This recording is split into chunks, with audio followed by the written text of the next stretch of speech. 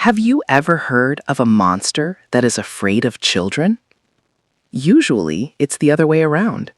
Kids are the ones who pull their blankets up tight, peek nervously under their beds, and wonder if a monster might be hiding somewhere in the dark. But tonight, in Milo's cozy little bedroom, something very unusual was happening. Because the monster hiding in Milo's closet was absolutely terrified. Milo stood in front of the open closet door, blinking in surprise. Inside, between piles of colorful sweaters and jackets, a fluffy yellow creature peeked out nervously. The monster had bright round eyes, tiny curved horns, and soft fuzzy fur that looked as fluffy as a cloud. But instead of looking scary, the monster looked worried. Very worried. Every time Milo moved even a little bit, the monster's horns wiggled and his eyes grew even wider.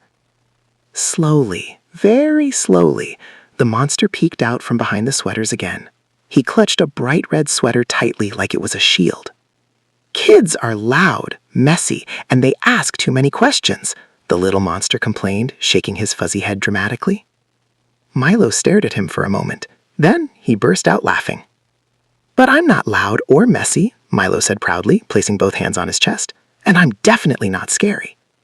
To prove his point, Milo took a confident little step forward. Clunk!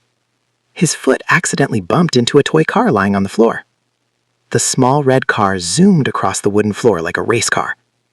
It rolled and rolled and rolled until... crash! It smacked right into the wall with a loud bang. The yellow monster jumped almost 3 feet into the air. "Eek!" he squeaked. His fluffy fur puffed up like a giant dandelion.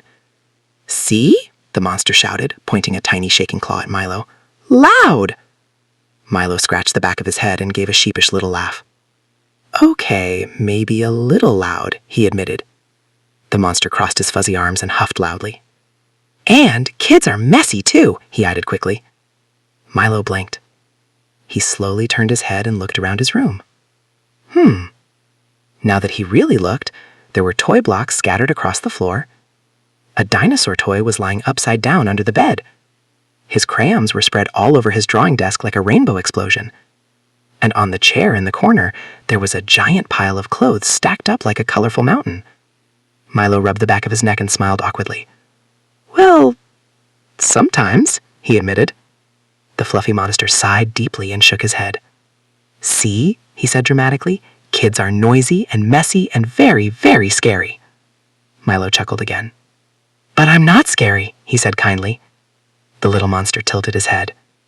Then he squinted his big round eyes and studied Milo very carefully. The monster slowly looked him up and down.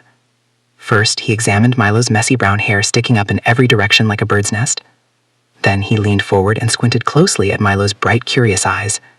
Then his gaze moved down to Milo's bright yellow shirt with the tiny star on it. The monster rubbed his fuzzy chin and thought very hard. Finally, the fluffy monster took one tiny step backward. "Well," he said slowly, "you look scary enough." Milo gasped loudly. "Me?" he said, pointing at himself in shock. "Scary?" The monster nodded very quickly. "Very scary," he confirmed seriously. Now Milo folded his arms. Nobody had ever called him scary before. Not his teacher, not his friends, not even his little cousin who was scared of everything. "Well," Milo said with determination in his voice, "I'm going to prove something to you." The yellow monster blinked nervously.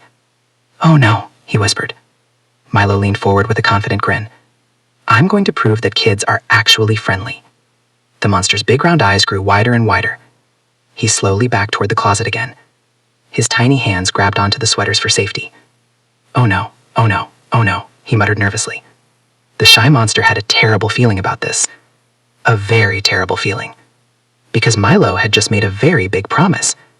And somehow, Momo had the feeling that this promise might lead to the biggest, most frightening adventure of his life. After all, if Milo was really going to prove that kids were friendly, then Momo might actually have to meet more kids. And for a monster who was afraid of children, that sounded like the scariest thing in the whole wide world.